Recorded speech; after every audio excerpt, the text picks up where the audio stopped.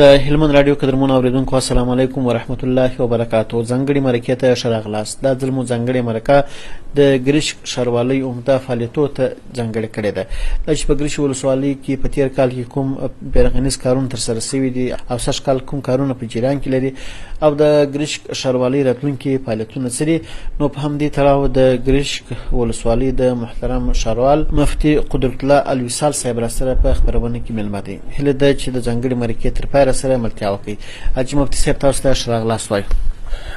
خیر اوسئ، مننه، جزاکم الله خیره. لومړی تاسو ته او ستاسو اوریدونکو ته نیکې هیلو احترامات وړاندې کوو، نبوي تحفه وړاندې کوو. السلام علیکم ورحمت الله وبرکاتو. خیر اوسئ، مننه. ډېره مننه. حاجي مفتي صاحب پیل به دې وکړو د ګرشک ښاروالۍ عمده فعالیتونه څه دي؟ ګرشک ښاروالۍ په مجموع کې لومړی د ادارې جوړښت و، یعنې که څه هم د کاغذ پر مخ باندې د ګرشک ښاروالۍ اداره د پخوا څخه یا د تیر نظام څخه جوړه وه، مدیریتونه جوړ وه، تشکیل جوړ و، بیا هغه مدیریتو دپاره مدیران هم مقرر وه، پر بستونو باندې خلک مقرر وه. اما څه رقم چې کار کول په کار و، هر مدیر په خپل لایحه وظایف پوه سي، طی مراحل د اسنادو وکړي، ارشیف منظم سي او دوسیه موجودی سي، د مشرتابه محترم مقام، د لوړو ادارو احکام، د هغو هدایات، د ولایت محترم مقام هدایات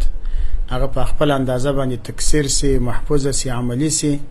دغسې یو سلسله مراتب، یو حفظ د اسنادو، یو ارشیف، د دوسیو موجودیات، دا زموږ په ښاروالۍ کې نه و. او دا متاسفانه چې د ډېره وخته څه د کلونو کلونو څه داسې ویجاړۍ راپاته وه. نو د تیر کال څخه یعنې د 1404 کال په جریان کې مو لومړی زیاته توجه پر دې باندې و چې اداره جوړه شي. د ادارې په جوړښت کې اول قدم واخیستل سو چې د مدیرانو صاحبانو چې کوم د ادارې کارکوونکي دي د هغو در مابینځ هماهنګي په 2 هفتو کې اداري مجلس او په هر اهمه خبره کې د دې غونډه رابلل، د دې رایه اخیستل، دا عمل شروع شو، دا کار شروع شو. دوهم دوی ته ګړی په ګړی باندې په رسمي او غیر رسمي وختونو کې د یو سیمینار په شکل باندې پوهاوی ورکول کېدی او هغه پوهاوی په خپل اسما د خو ورکول کېدی چې مکتوب درته راسي، تاسو به څه رقم هغه وارد کوئ، په وارده کې به څه رقم ثبت کړئ، بیا پر مکتوب باندې به تاسو څه رقم عمل کوئ، دا تاسو ته هدایت چې راغلی دی څه رقم به اجراءات ورکوئ، کمی ادارو ته یا کوم شعبو ته به تکثیروئ،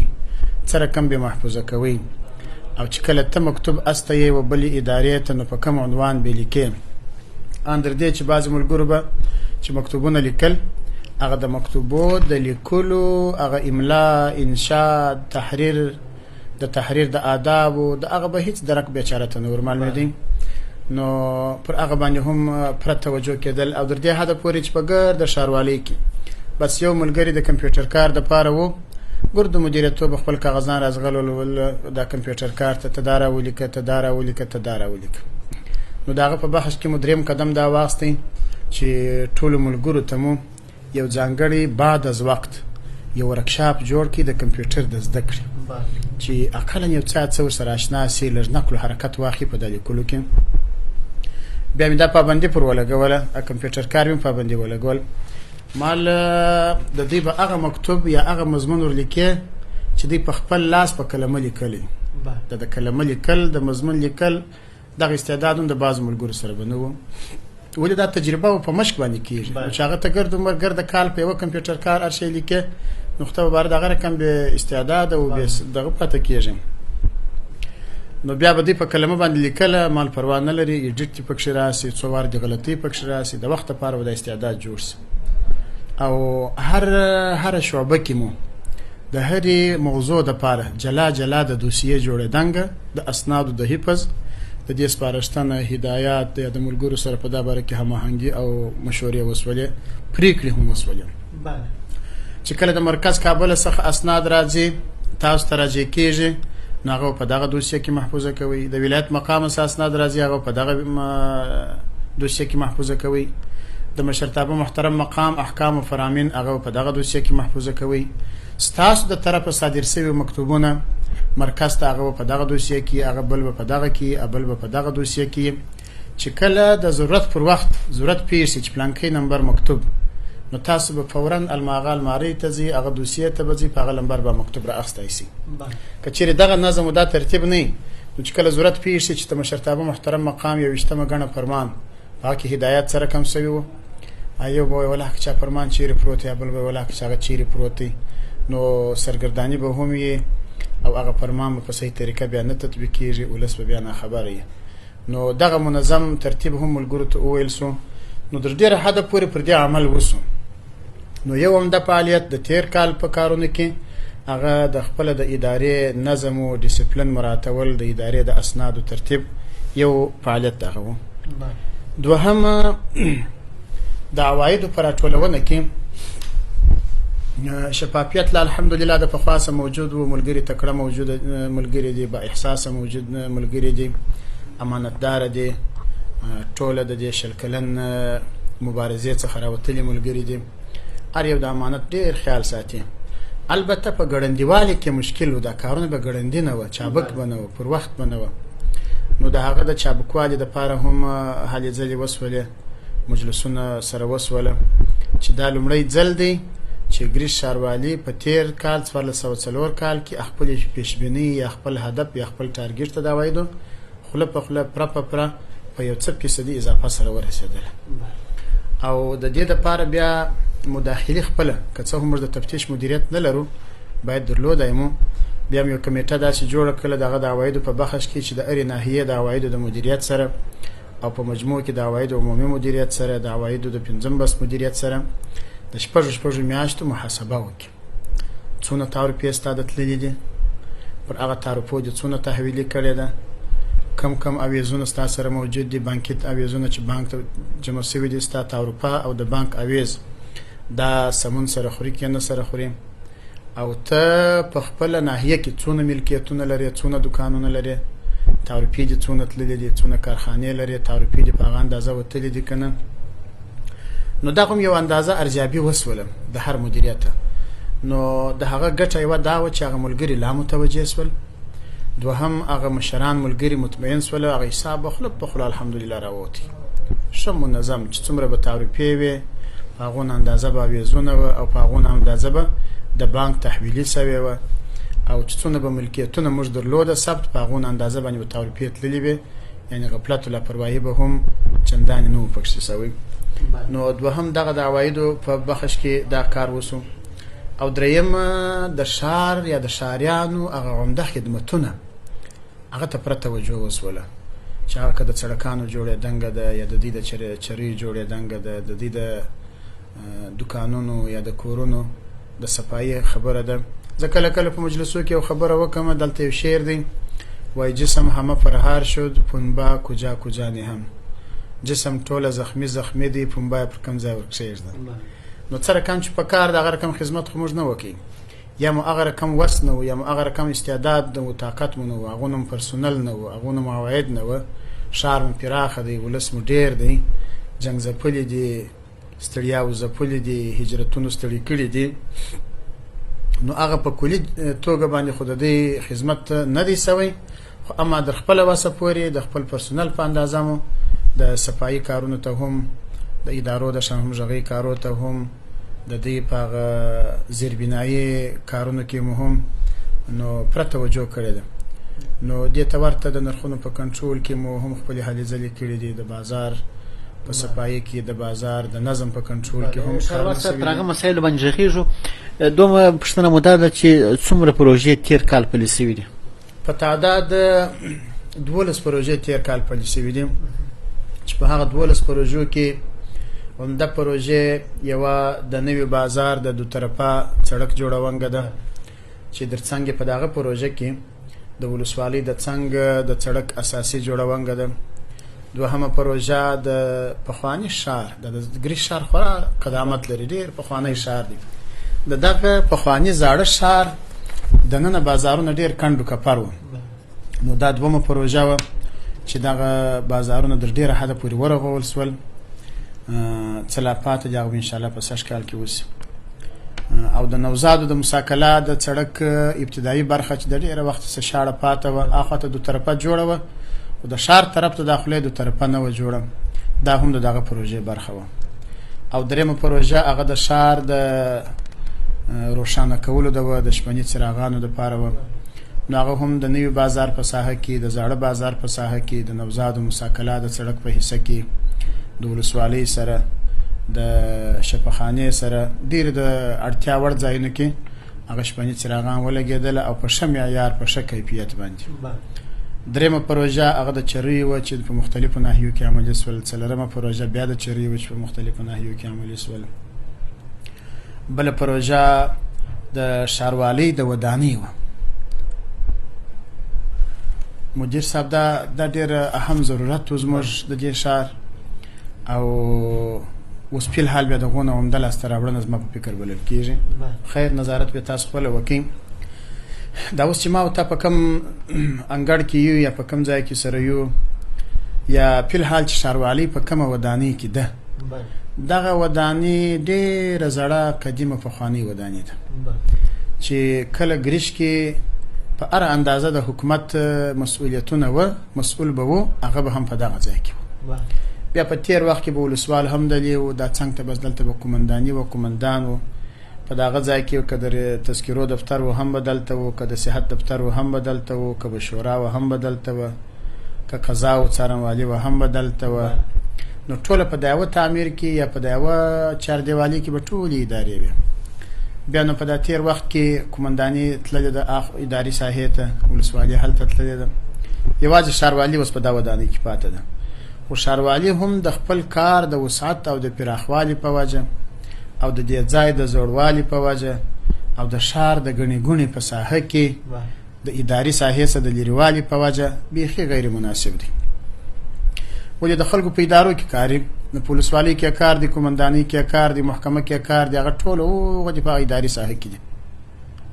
د عمومي شهرات څنګه ته بیا نو چې هغه پر ښاروالۍ احکام ورکوي د ښاروالۍ څخه معلومات غواړي د ښاروالۍ څخه هیئت غواړي بیرته به مراجعین راتلله تر دې ځایه پورې نو بیا د ملګرو سره په مشوره د مرکز سره په هماهنګي د هغو څخه په اجازه اخیستلو باندې مو په اداري ساحه کې د یو ښه غټې سرسبزه او شنې ساحې څنګ ته غټ د منزله تعمیر واچوي یعنې دغه پروژه مو اعلان کړله هغه ګټونکي شرکت ښه په شفافیت باندې پای ته ورسوله نو د اضافه کارۍ سره تقریبا 10 میلیونه پر دې باندې مصرف رالی چې 100 لکه افغانۍ بلل کېږي شاوخوا نو هغه اداري تعمیر د ښاروالۍ دپاره به انشاءالله د راتلونکي 50 کال دپاره بسنه کوي یو خو به تعمیر خلاص کشاده او پراخه او مدیران صاحبان به په ډېر وسعت او پراخي په آرام دماغ باندې هلته خپل ورځني چارې مخ ته وړي د مراجعینو دپاره به اسانتیاوې پکښې اداره ټوله په اداري ساحه کې به سره نږدې وي نو بله پروژه دغه د اداري تعمیر د جوړولو وه بله پروژه د ښاروالۍ د خپلو تجارتي دکانو د تجارتي ودانۍ جوړولو وه بله پروژه هغه په ښار کې دننه د عامه تشناپونو جوړولو وه چې د ضرورت په ځای کې عامه تشناپونه جوړ شي او بله پروژه هغه د سرسبزي و کانالیزاسیون په دغه باره کې وه نو په هر بخش کې مختلفې پروژې هغه په تیر کال کې الحمدلله پر خپل وخت باندې پای ته ورسېدلې ډېره مننه کوو او سږ کال څومره پروژې تر کار لاندې دي یا جریان لري دا خبره خو تا ته به معلومه وي چې سږ کال هغه مالی کال یعنې د حکومتي کارونه خو د مالی کال سره ځي مالی کال به پخوا د حمل سره شروع کېدی سږ کال مالی کال د حوته سره شروع شو او ختمیږي به مالی کال پر دلو باندې یعنی د جدي باندې به ختمیږي دلو به د کال اوله میاشتې نو الته د بودیجې په جوړونه کې د بودیجې په منظوري کې څه وخت ولګېدی نو تقریبا د کال په اوله روبه کې انکشافي کارونه نه دي سوي په دا دومره روبه کې چې بودیجه هم رااله انکشافي کارونه ورسره روان سوله فی الحال زموږ 4 پروژې هغه عملا د کار په جریان کې دي پاته 3 پروژې مو په تدارکاتي مراحلو کې دي نورې پروژې مو د سروې او د ډیزاین په حال کې دي دا اوس په حال چې زموږ په عملا کار په شروع دي یو پروژه چې بل ورځ مې افتتاح کړل د 15 میلیونو په ارزښت باندې د چرۍ جوړونو پروژه ده او بل پروژه چې قرارداد لاسلیک شوی دی کار په شروع دی دا د یو عمومي پارک جوړونه ده چې دا هم د ګریش د ولسونو یو ضرورت وو چې د تفریح دپاره د مازګر و د ماښام د سهار وختي وخت دپاره یو هواداره د ناستې ځای صفا ځای دا نه درلودی. دا په خپله په اسلام کې حصه لري. درخته ایښونګه، چمن جوړونګه، سالم چاپیریال، سالمه هوا، دا د اسلام هدایت دي، د شریعت هدایت دي. نو خوشبختانه موږ د عمومي شاهراه او دغه تفصیلي پلانو در مابینځ د 80 متره په عرض باندې شنه ساحه په پلان کې درلوده. نو دلته مو د 2 جریبه څخه څه بالا ساحه هغه د پارک لپاره ډیزاین کړله، قرارداد یې سوی دی، نو اوس عملاً کار شروع شو. او درېمه پروژه مو دغه د جکشن د سړک ته، دا هم خورا حیاتي پروژه ده. د ګرش د ولسونو د ډېره وخته څه ضرورت و. یعنې پخوا دا سړک 6 متره 6.5 متره و، اوس یې موږ د الله جل جلاله په فضل باندې 10 متره جوړوو. نو 6 متره و 10 متره خورا غټ توپیر لري. ساحه ماده ده، تدارکاتي مراحل پای ته رسېدلې دي، قرارداد یې پاته دی. نو چې دا به هم انشاءالله ژر شروع شي. او په خپله دغه د ګریش د ښاروالۍ د نوي ښاروالۍ د دې احاطه، د دې مسجد، د دې څه نور ضروریات دا هم سږ کال په بله پروژه کې شته. نو دا په تدارکاتي چارو کې دي. نو انشاءالله بل سړک هم لرو، نورې چرې هم لرو، د شپني څراغان هم لرو. نو الله جل جلاله څخه سوال کوو، خواست کوو چې په دغه پاته میاشتو کې دا پاته کارونه سرته ورسوو. بله ډېره مننه. ښاروال صاحب، بله مسله د صفایي د ټکس په ورکړه کې د خلکو همکاري. اکثره وخت په لښکرګاه ښار کې هم خلک شکایت کوي، البته ښاروالي مسؤلین شکایت کوي چې خلک پر خپل وخت باندې د صفایي ټکس نه تحویلوي. که چیرې د صفایي ټکس پر وخت تحویل سي، څومره به پرمختیایي پروژو ته نوره هم لاره هواره سي، او په دې برخه کې د خلکو همکاري او د خلکو اخلاص څنګه ارزوي؟ زه د صفایي ټکس په نامه باندې د پخوا څخه دا لفظ را روان دی، خو غالبا اوس ډېری رایه دا ده چې دا د ښاري خدماتو د محصول په نامه دی. ښاري خدماتو محصول. په ښاري خدماتو محصول کې ستا سړک هم دی، ستا د پیاده رو جوړونه هم ده، ستا شپني څراغان هم دي، ستا چمن او پارک هم دی، ستا د ښار نظم هم دی، ستا د نرخونو کنټرول هم دی، ستا نور اداري کارونه ده. دا ټولو خدماتو په عوض کې دغه محصول پر تجارتي ودانیو، پر رهایشي ودانیو، پر حکومتي ودانیو، پر صنعتي ودانیو باندې اخیستل کېږي د یو میکانیزم د لارې، د یو طرز العمل د لارې. خو که زه ووایم د ګریش ولسونه هغه الحمدلله همکاره دي په دې بخش کې. خود یادونه خو غواړي، دا خو اوس موږ فرهنګ داسې جوړ سوی دی چې دا 40 کال او 45 کاله په منظم سیستم کې نه راغلي، په رنګارنګ حالاتو کې راغلي یو. یعنې که زه په واضحه توګه درته ووایم چې په داسې حالاتو کې راغلي یو چې د ښاري خدماتو محصول په نامه به پیسې د خلکو څخه اخیستل کېدلې، جیب ته به لوېدلې. ځکه اوس موږ وینو نه اسناد شته، نه ارشیف شته، نه ثبت شته، هېڅ شی نشته. نو په هغه کې هم بره خلک داسې بې نظمه عادت سوي وه، چنې به سره والي، دونه راکه دونه به درکم، دونه راکه دونه به درکم. نو الحمدلله اوس په چوکاټ کې راغلي دي او خلک ډېر خوشحاله دي. موږ خو چې دا خبر ورکړی یې، تعرفه مو راستولی یې، نو یو ورځ و دوې و درې خامخا پکښې ځي، پکښې لوېږي. دا اوس دا چې زه ستاسو سره ناست یم، ما ته د بانک لخوا دا میسجان راځي چې تحویلۍ شروع دي هلته. نو خلک همکاره دي ماشاءالله، پر وخت باندې هغه خپل محصول تحویلوي. خو د لا همکاري غوښتنه هم ځینې لرو، ځکه بعض ځایو کې داسې څوک راسي چې هغه په دا خبرې پره سر نه خلاص، که چیرې په خبره سر خلاصي، دا د ښار ابادي ده، د خپل ملت ابادي ده، نو یو سرغړونه نه پکښې کوي انشاءالله. حاجي مفتي صاحب، ځینې عمومي پروژې چې تر کار لاندې دي په ګرشک ولسوالۍ کې، له هغو سره ستاسو همکاري څنګه ده؟ مثلا کومې؟ مثلا د ګرشک څخه بیا تر مساکله ولسوالۍ په چې کوم سړک جوړېږي یا بله ځای د کوم افتتاح چې وسوله، په دې برخه کې هم تاسو همکاري لرئ ورسره؟ خیر حسین، لکه اوس دغه د عمومي شاهراه پروژه ده، جوړېږي خو د ګریش په ښار کې، تمویلوونکې وزارت مالیه ده، تطبیق کوونکې فواید امیر وزارت ریاست دی، او ځانګړی حکم د امیرالمؤمنین حفظه الله په بنیاد کې لري. خو دا چې د ګریش د ښار په ساحه کې ده، د ګریش د ښار په غوښتنه ده، او د ګریش د ښار یا د ښاروالۍ یا د ښاریانو په هلو ځلو باندې دې حالته پورې رسېدلې ده. نو ګریش ښاروالي د خپله پروژه بولي، د خپل کار بولي. په اوله ورځ مو هم د همکارۍ ژمنه او تعهد ورسره کړی دي، ډاډ مو ورکړی دي. ان در دې چې دا اوس د جمعې در مخه د دې چې کوم مسؤل انجینر و نو هغه څه ستونزې په ساحه کې درلودې نو ماته به ټلیفون راوکړي ولسوال صاحب ته به ور وکړي بیا قومندان صاحب ته ور وکړي نو ما برای مکتوب ور جوړ کړ یعنی موږ د ښاروالۍ د خوا مکتوب ور جوړ کړ نو ولسوال صاحب د قومندان صاحب سره په هماهنګي دې ته مې ویل چې دې ته به یو کمیټه جوړ کو د ښاروالۍ او د قومندانۍ او د ولسوالۍ د ملګرو په عضویت باندې دغه کمیټه به دوامدار د دې سره په رابطه کې دی به هم دوامدار خپل ستونزې حل او د خپل مشکلاتو حل دغه کمیټې څخه غواړي دا چې هر ورځ دې ته ستونزې بیا په ښاروال په ټلیفونونه کوه پیدا کوه په ولسوال صاحب سره ټلیفون پیدا کوه پیدا کوه دا د دې لپاره ګرانه ده نو دغه کمیټه به د دې لپاره دې ته مون بارات بیا دا ویل چې دغه کمیټه به تاسو د هر ستونزې حل کولو لپاره کوشش کوي تاسو هر مشکل حل کولو لپاره به د هلي ځلې کوي که یو غټه ستونزه و نو د ښاروال او د ولسوال صاحب او د قومندان صاحب سره شریکېدل غوښتل بس دا کمیټه به ورسره شریکوي و دغه کمیټه مو دوې ورځې مخکې فعاله کړله نو دا یو غټه د دې لپاره د شرکت لپاره یو غټه سهولت او اسانتیا شوله چې دې ته خپل مدرک معلوم شو چې د زموږ مشکل به د کومه ځای څخه حل کیږي ځکه دا د ښار داخل پروژه ده دکانونه دي ریړیانې دي پمپونه دي ترافیکي ازدحام دی په دغه کې دونه غټ کار کول د یو غټ سهولت ته ضرورت لري او پراخه میدان ته ضرورت لري د ساحې تخلیه ته ضرورت لري نو دا پر سره همکار نه د مشکل کار بولو ډیره مننه کو او اجمتي صاحب بل مسله دا چې ولست د حساب ورکونې پروګرام پلی سوی دی یعنی تاسو ولست حساب ورکړی دی دغه پروګرام څومره مهم بولی او په دې برخه کې څومره د خدماتو پر شفافیت لا هم اثر کوي تاثیر کوي خیر اوسه ولست حساب ورکونه دا ډیر ضروری او اهم خبره ده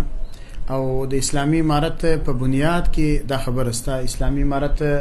کوم څه پام ورته وکړه د وزارتو په کچه باندې هر کال ولست د حساب ورکونې غونډې لري نو موږ هم د ګریش په ښاروالۍ کې په کښته ساته باندې چې کله کله په درو میاشتو کې یا په شپږو میاشتو کې هغه د ښار متنفذین د گذر وکیلان د مشورتي بورډ اعضا علماء کرام راوغواړو او خپل مجلس هغه حساب د دې مخ ته کښېږدو خو تیر کال مو بیا یو پراخه غونډه وکړله چې په ډېر تعداد باندې ملګري راوغوښتله د ښار خلک مسؤلین تجاران متنفذین علما نو هغه ته مو دا تفصیل مخ ته کښېښوي نو دا ښار یا دا خلک دا ولس دا احساس وکړي چې زه خو پردی د مسؤلین خو ما پردی نه بولي ما خو دا کار دخیل بولي او چې کوم محصول ما ورکړی دی یا دغه ښار د نور ساحو څخه یا د نور لار چې کوم عواید راغلي دي دا ټکی په ټکی ماته حساب راکول سو او زما د خدمت ماته ژمنه وسوله نو لا پر نظام شوق راځي پر اداره باندې شوق راځي مینه راځي محبت راځي د دې پر ذمہ باندې کوم مسؤلیت هغه د محصول ورکولو هغه تلاجمن ژوند پاتې کیږي نو زما خدا خوښه ده چې هر اداره دی په درو میاشتو کې په شپږو میاشتو کې چې څر کم طرز عمل اصولي ولسته د حساب ورکونې پروګرام جوړ کړي ولس خورکې جلا په کلم باندې ستاسو حساب نه غواړي عمده حساب مخته کښېږده عمده مصارف مخته کښېږده هم به دی په خوشاله سي او هم به هغه ستا په لاسته راوړنو باندې دی خبر سي نو ولسته د حساب ورکونې پروګرام او مجلس دایرول د ډیرو اړخو څخه زه خورا اهم بولم ډیره مننه کو او بل مسله د سمپي او گذر وکیلانو سره تاسو همغږي څومره ده د گذر وکیلان او سمپي وکیلان چې د دې سره په خپل مجلس وکړي نو برابر اندازه درکې نو موږ همغږي پر سره لرو چې په هر گذر کې څه موضوع نو سره شریکوي د ښار په مجموعي حالت کې مشوره سره کوو د پروژو پر څرنګوالي باندې مشوره سره کوو اندر دې چې زما خو ملګرو ته هدایت دی چې په هر ساحه کې د کومې پروژې د پاره تاسو د ځای انتخاب کوي نو دغه ساحه د گذر وکیلانو هماهنګي او د هغو موافقه اړینه ده ځکه د گذر وکیل ته درک معلومیږي چې زما په ساحه کې کم پول ضروری دي کم پول چک ضروری دي کوم چری ضروری ده نو وختم په وختن غونډې او مجلسونه سره لرو په اجتماعي توګه باندې هم انفرادي هم حالات سره شریکو او د غصب پر وړاندې ستاسو مبارزه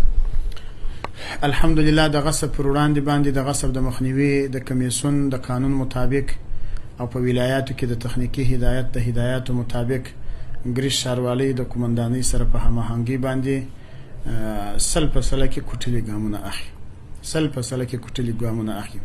هیڅ چاته د اجازه نه ورکوي چې بغیر د اسنادو او بغیر د شرعي وثیقې هغه پر یو ځای باندې یا بنا وکړي یا تصرف وکړي یا هغه بیت المال ته تاوان ورسوي. او دا په یو اسانه ټکي باندې موږ خبره کوو چې څوک یې غوښتنه لري یا ځان د ځای مالک بولي په غیر ناحقه په ناروا طریقه، چې ګورم دا که یو جریب ځکه ده که نیم جریب ځکه ده که 5 متره ځکه ده، دا ټول ولس سره شریک ده. په دا کې ستا د زامنو هم حصہ ده، د بل د زامنو هم حصہ ده، د هغه د زامنو هم حصہ ده، زما د اولادو په دې کې حصہ ده. نو ولې یو سړی پر دې باندې ګټه واخلي یا نه په واخلي د ټول کورنۍ حق ځای کې؟ دا خو د ملت د نظام دا دنده ده چې د ټولو حقوق خوندي شي. د ټولو حقوق خوندیتوب په دا طریقه باندې کیږي چې یو سړی د ناجایز تصرف څخه راوګرځي. نو قطعا موږ نه اجازه ورکوو. ان در دې موږ سیار ټیمونه لرو، سیار ملګری مو ګرځي په ساحه کې چې څوک د بیت المال پر ځکه باندې چې د ټولو ولس عامه شتمني ده، د ولس عامه ملکیت دی، پر هغه باندې بې ځایه تصرف دغه مخه ونیسي. او د کومندان صاحب او د کومندانۍ د ملګرو کور ودان نو موقع په موقع باندې زموږ سره پوره همکاري کړې ده د غصب په مخنیوي کې. بله، د احتکار د مخنیوي او د بیو د کنټرول اړوند ستاسو فعالیتونه؟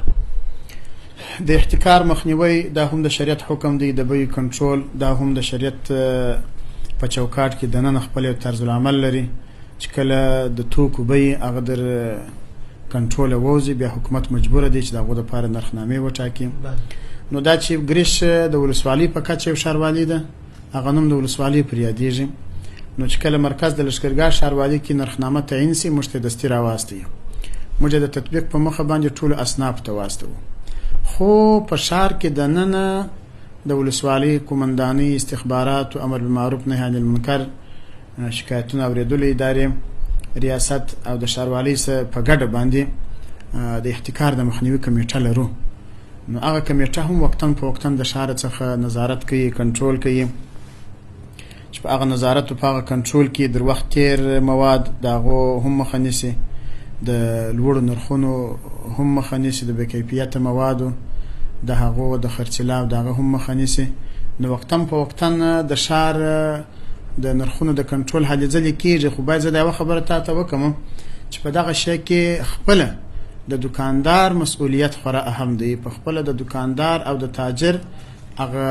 ژمنتیا او خدای پرستي خورا اهمه ده. ولسوال صاحب څونه پر وګرځېږي، ښاروال صاحب څونه پر وګرځېږي، کومندان صاحب څه وخت پر وګرځېږي، ګړی په ګړی خو درته نشي درېدلی. څونه چې دکاندار الله ته متوجي د الله جل جلاله په حضور کې د درېدو د ده سره فکر ورسره او دا ورسره چې الله ما ویني، دا د الله مخلوق دی، که زه ظلم ناروا ورسره وکم الله ناراضه کېږي. دا بنیادي شی دی، دا بنیادي خبره ده. نو ولس باید په دغه باندې پوه سي او چې څوک پوه کوونکي دي هغه باید په دې باندې پوه کړي. اصل د احتکار مخنیوی او د نرخونو د کنټرول اصل بنیادي کار دا دی. به هر حال چې کوم موږ مسؤلیت دی هلې ځلې کوو. حاجي مفتي صاحب، د تنظیف او سرسبزي په طرف ستاسو فعالیتونه؟ تنظیف سرسبزي په باره کې یو اول شی د تنظیف د صفایي په بخش کې باید زه د ستاسو د طریقې څخه، ستاسو د رسنۍ د طریقې څخه دا وضاحت وکم چې د ښاروالۍ مسؤلیت دا دی چې د انګړ د باندې، یعنی د خلکو د شخصي کورونو، د دکانونو، د مارکیټونو یا د حکومتي ادارو د باندې چې کوم ځایونه د کچرې یا د کثافاتو د غورځولو دپاره جوړ شوي دي، د هغه ځای څخه د کثافاتو انتقال دا د ښاروالۍ مسؤلیت دی. او د خلکو دنده دا ده، د ولس مسؤلیت دا دی، یا د موظفینو مسؤلیت دا دی، که حکومتي ادارو مسؤلین دي، که د فابریکو یې، هغه دي د خپل د ساحو کثافات د راټاکلي ځای پورې رسوي. د ټاکلي ځای څخه کثافات انتقالول دا به د ښاروالۍ مسؤلیت دی. خو متاسفانه د تنظیف په بخش کې تا د فعالیت غوښتنه او خبره وکړله، ما اول وار ستونزه در سره شریکه کړله. ستونزه دا ده چې ښاریان، ولس یا هر څوک چې په دا ښار کې اوسېدنه کوي هغه دغه مسؤلیت نه دی درکړی. کثافات یا په چریو کې غورځوي یا د باندې چې راوغورځوي، چېرې خالي ساحه پیدا کړل هلته یې غورځوي. د لوی اختر په وخت کې د قربانیو د اختریانو په وخت کې د کثافات چې پر ځای وغورځول هلته یې غورځوي. نو دا طریقه نه ده صحیح. دا نه ښاروالي بیا پرسیږي نه د ښاروالي پرسونل پرسیږي. د دې لپاره یو میکانیزم یو طریقه جوړه ده ستاسو دپاره په ساحه کې ځای پر ځای کچېردانۍ ایښول سوي دي. خپل کثافات راوباسئ، د کچېردانۍ راورسوئ. د کچېردانۍ تخلیه، د هغه صفایي، د هغه ځای څخه انتقال دا به د ښاروالۍ مسؤلیت دی. ان در دې چې در کچېردانۍ پورې را رسولي خو د لوړې کچېردانۍ ته نور غورځئ، د کچېردانۍ شاوخوا ساحه په ډکه کړې بغرځولي او د چرۍ صفا کېدل هر هفته زموږ څخه غواړي. دا ولې؟ خوا د یو وار پاکه سوله، باید میاشت دوې درې بعد بیا پاکېدل غوښتي وای. نو بعضې د دکاندارانو شاګردان یې، زه به دکانداران نه ملامتومه، په دې به ملامت کړم چې شاګرد یې نه دی پوه کړی. چا شاګردان یا کشران یا ناپوهان یې دکان را جارو کړي، د دکان مخ را جارو کړي، هغه کثافات و کچره و هغه خځلې و لرګي و پلسټیکان دا په چرۍ تور واچي. نو چرۍ چې ډکه سول خو ستا تاوان دی، اوبه به بیا نه تېرېږي، خیرینې اوبه به ستا د دکان مخ ته بندېږي، غوماشې و د چاپېریال ککړتیا به ستا د دکان مخ ته. او بل دا دی چې دلته د اسلام او د شریعت د احکامو غټ ماتېدل راځي. جناب نبی کریم صلی الله علیه وسلم فرمایي نظفوا افنیتکم، خپل کور خپل دکان شاوخوا دا پاک وساتئ. نو تا پاک نه وساتئ، تا خو د خپل دکان مخه دی چټل کی. رسول الله صلی الله علیه وسلم فرمایي المسلم من سلم المسلمون من یده ولسانه، کامل مسلمان هغه دی یا د مسلمانی یادولو د مسلمان یادولو وړ هغه څوک دی چې بل مسلمان د ژبې او د لاس څخه په امن. نو دا خو زما څخه هغه کښته لاس دوکانونه نه سوه په امن. ما چرۍ بنده کړله، کچره مې چرۍ تور واچوله، اوبه بندې سولې، یا یو څوک پکښې غوځار سو، یا بدبویي جوړه کړل، یا غوماشې جوړې کړلې، یا د سیلابو په وخت کې اوبه رالې نه تېرېدلې، بل دوکان ته ضرر ورسېد. دا خو ګرده زما د لاس. نو د جناب نبی کریم صلی الله علیه وسلم وینا ده چې دا سړی د دې وړ نه دی چې مسلمان ورته ویل سي چې بل مسلمان د ژبې یا د لاس څخه په امن. نو باید موږ ټوله و دې ته توجه وکړو. پاته سو زموږ فعالیتونه، موږ کې به هم کمزوري وي، خو ملګري وختم په وختن هغه متوجه و دې ته مذاکره سره کوو چې دا د ولس پر موږ باندې حق دی دی چې کچره در کومه ځای پورې را رسولې ده دغه ځای څخه باید موږ انتقال کړو. او دا ښار زموږ د تنظیم مدیریت روزانه تقریبا روزانه زور سره په جریان کې په خپل چې هغه ته د نظم مدیریت ورزده کوم چې دا ښار دی پر صفایي باندې تقسیم ک چې یو ورځ دغه ساحه تنظیم دی، بل ورځ دغه ساحه تنظیم دی. کومټران چې کچېردانۍ پورته کوي هغه ته یو نظم جوړ کړي، او چې کوم کاریګر چرۍ پاکوي دغه د پاره یو نظم جوړي. نو نقل و حرکت مو یې د شپې کاریګر مو هم اخته یي. نو د ښار ډېرښت زموږ د پرسونل کمی او د خلکو په دغه بخش کې نه همکاري د څه ستونزې لري. ډېره مننه حاجي مفتي صاحب. بله مسله دا ده چې هر کال نیالګي کښېنول سي، نه یوازې دا چې مثلا په ولسوالۍ کې بلکې په ښار په مربوطاتو کې هم نیالګي کښېنول سي بیا وچېږي. ګریش ښاروالي د ایښودل سوو نیالګیو د پالنې لپاره څومره تدابیر لري او د وچېدو څخه د مخنیوي په برخه کې څومره پلان لري چې عملي سي؟ ډېره ضروري خبره ده. درخت ایښونګه دا ثواب دی، درخت ایښونګه دا د نیکو عمل دی، او د ښاروالۍ په مسؤلیتونو کې مسؤلیت دا دی په خپل درخت کښېږدي او خلک د درخت ایښولو ته وهڅوي. نو ان شاء الله په دې بخش کې به یوه خبره دا ده چې سږ کال موږ په پلان کې لرو چې د پسرلي پر موسم باندې ډېرې غونډې جوړې کړو د عامه پوهاوي په باره کې چې خلک د درخت د ایښولو په اهمیت باندې پوه سي او پالنه یې وکړي. یوازې په ښاروالۍ نه کېږي، هر سړی باید په خپل کور کې درخت کښېږدي، د کور مخ ته درخت کښېږدي او پالنه یې وکړي. او په عامه واټونو کې یا په پارکونو کې هغه د ښاروالۍ مسؤلیت دی چې باید درخت کښېږدي او پالنه یې وکړي. دا چې د پخوا د ستونزې په هکله تا پوښتنه وکړله، نو په هغه کې یوه عمده لامل او عمده ستونزه د نه پالنې ده چې پالنه یې سمه نه کېږي، پر وخت اوبه نه ورکول کېږي، او یا دا دی چې که څه یو مرض وي دغه مرض تشخیص یې نه کېږي. زموږ د ګریش په ښار کې چې موږ فکر کړی دی عمده ستونزه د درختو د وچېدا هغه یې نه پالنه ده. نو اوس انشاءالله ملګري ورته متوجه سوي دي، سرسبزي ملګرو ته پوره سپارښتنه سوې ده، څه نور د روزانې په شکل باندې ملګري مقرر سوي دي چې شته نیالګي ایښول سوي نیالګي هغه په ښه طریقه باندې وروځي. او بل د ورزشي لوبغاړو سره ستاسو همکاري، داسې ویل کېږي چې یو ورزشکارانو سره ستاسو همکاري شته، لا به هم دې همکارۍ ته څومره دوام ورکوئ؟ د ورزشکارانو سره ورزشکاران د ټولنې یوه پوره برخه تشکیلوي. دا د ټولنې حصه ده. د ښاروالي یو داسې ارګان دی چې هغه همه جهت دی. د هر چا سره به رابطه وي او د هر چا سره به کومک کوي، د هر چا د مشکل په حل کې به کوشش کوي. ان در دې زه کله داسې چاته ووایم چې د خپل علم در اندازې پورې، د خپل حد پورې، د ښاروالي د اصولو در چوکاټه پورې قضا هم ده، قومنداني هم ده، څارنوالي هم ده، ترافیک هم دي او د ورزش ریاست هم دي. هر کار په ښاروالي کې مربوط دي او په دې بخش کې اړوند مدیریت لري. نو ورزشکاران دا هم د ټولنې حصہ ده او په بودیجه کې د خپل حصہ لري. نو د دې سره هغه د خپل حق دی،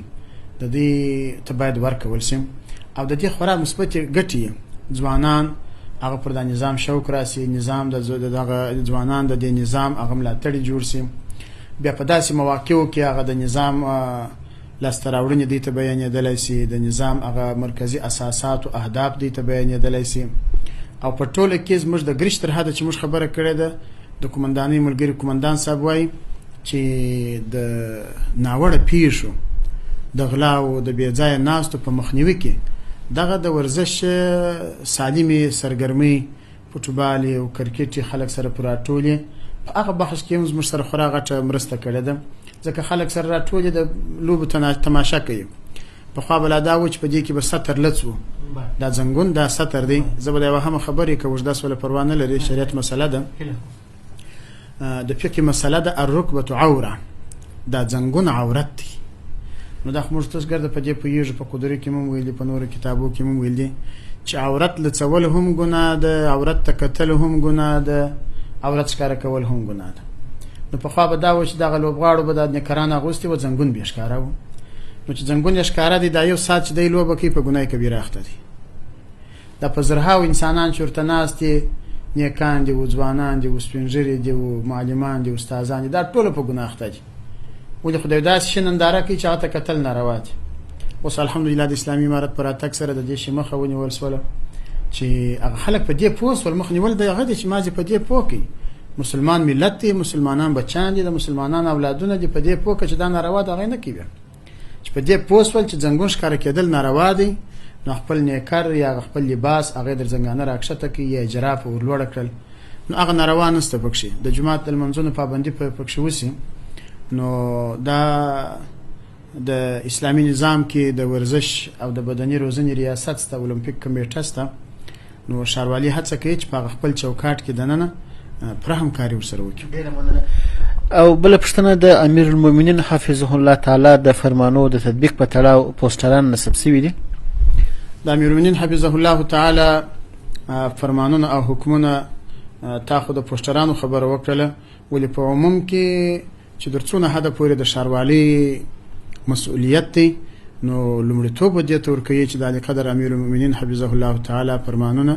پر وخت باندې او په ښه انداز تطبیق شي. د پوسټر اخوا ته به بل فرمان درته وایم، د علی قدر امیر المؤمنین حفظه الله دا فرمان دی چې په ښار کې کله یعنی د ښار د اسمه اول په صحراو کې خونه د 2 منزله او 3 منزله چې کله 2 منزله او 3 منزله او لوړ منزلونه جوړیږي، نو باید په داسې شکل جوړ شي چې د همسایه سطر ځنی محفوظ وي، د همسایه سطر ته مشکل نشي جوړ. دې ټکی ته په خوا پاملرنه نه کېدل چې د اسلامي اساساتو سره، د اسلام او د شریعت بلکې د افغاني دود او کلچر سره سخت په ټکر کې دي. نو اوس چې هر څوک د سرای جوړي، وداني جوړي، مارکیټ جوړي، موږ واضح په احکام کې ورته لیکو چې د علی قدر امین حفظه الله دغه غنه فرمان مطابق ستا د 2 منزل کلکینان باید په داسې شکل جوړ وي چې د همسایه سطر ته خلل ونه رسیږي. هغه شکل مرته وي چې یا خو هغه هنداري داسې ورکه، رندینداري ورکه، یا کلکین مور کوه، یا دون لوړ ورکه چې 180 سانتي څخه لوړي چې هغه د انساني قد څخه بار لوړ بلل کیږي. د بیا د شریعت مسله ده کله انساني قد څخه لوړ کلکین څوک ورکه، نو بس دا کلکین بیا دغه ودانی والا حق دی، همسایه بیا د اعتراض حق نه لري. کله کله همسایه و یا د کلکین د نور کې دا کالکوان یا کشنیان یا ملمه پر بالشتان ورته ودرېدي، پر جنا ورته ودرېدي و دا کلکین ته بیا خصما کور معلومیږي.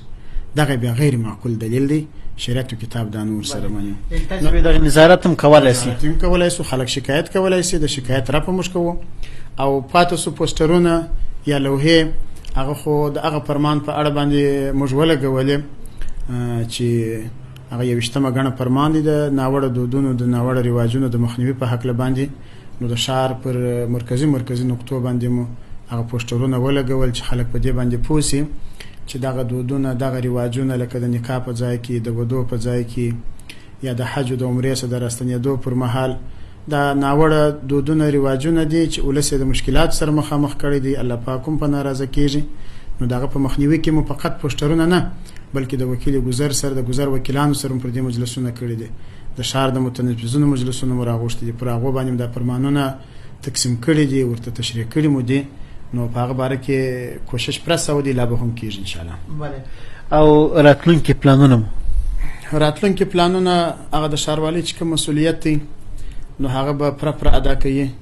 د سړکانو پر رغونه کې د چرې په جوړونه کې د شنې ساحې په حفاظت کې. خو بنیادی پلان مدعا دی چې ګریش ښار تفصیلي منظور شوي پلانونه ولري. متاسفانه د ګریش دغه زوړ ښار چې ګریش پر جوړ دی دا در اوسه پورې تفصیلي منظور شوی پلان نه لري. واره بیچاره مارکیټ جوړوي هغه قانوني چوکاټ ته نه برابرېږي. پلان یې نشته. سکیچ جوړ کوو پلان جوړ کوو بیا ستړیا وي. سړک نه پکې ایستل کېږي لار نه پکې ایستل کېږي ځکه دا ټوله د پلان تحت جوړېږي. پلان نه لري. دې خواته د عمومي شهرات څخه دغه جنوبي برخه دا ټوله بې پلانه آباده شوې ده. دورې دا د راویا غزي پورې دغه ساحه د نوي بازار څخه دغه جنوبي ساحه دا ټوله بې پلانه آباده ده. کومه ساحه چې بغیر پلانه آباده سي نو هغه ساحه د ولس بیا د مشکلات سره مخامخ. سړک نه پکې جوړېږي، چرې نه پکې جوړېږي، د مسجد ځای نه معلوم، د کلینیک ځای نه معلوم، شنه ساحه نه معلومه. هغه هر کار چې پکې کېږي هغه قانوني چوکاټ ته نه برابرېږي. نو همدا پلان مدعا دی چې ښار د پلاني سي نقشې ولري او په دې باره کې مقدمونه اخیستې دي. در خپل حد مو کار کړی دی. د ښارسازي وزارت او د ښاروالۍ ریاست پورې مخبري رسولې دي. نو ان شاء الله چې په دې کې به بریالي سو. ډیره مننه حاجي مفتي صاحب محترم. نو ورسته ستا پیغام اورو بیا به مخه شکو. خیر اوسې عزتمن اوسې. پیغام دا دی چې د اسلامي امارت د اولې ورځې څخه تګلاره ده د وعده ده د هوډ ده دی چې اسلامي نظام به حاکم وي. ولس ته خپل حق د دې پر دهلیز باندې رسیږي. نو ګریش ښاروالي هم د اسلامي امارت د هغه بنیادی هدف د مخته وړلو لپاره هغه هدف ته د رسولو لپاره پر کوشش کوي چې هر کار د شریعت په چوکاټ کې دننه وسی.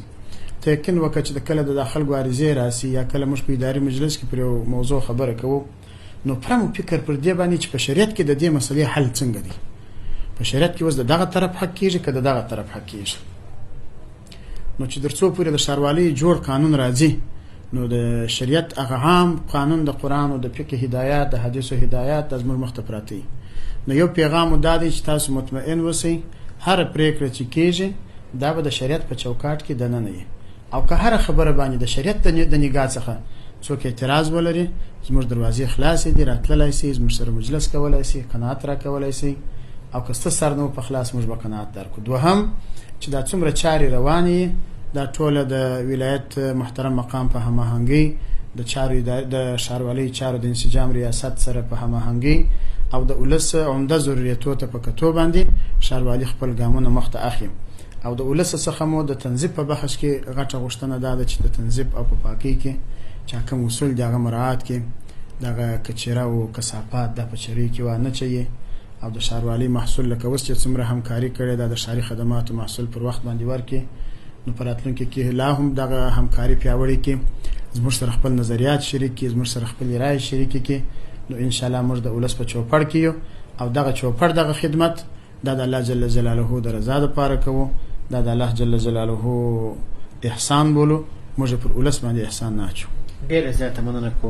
د هلمند رادیو قدرمن اوریدونکو ځانګړي مرکې لپاره بل سوي وخت هم دمرو چې د ګریش کولسوالۍ محترم ښاروال صاحب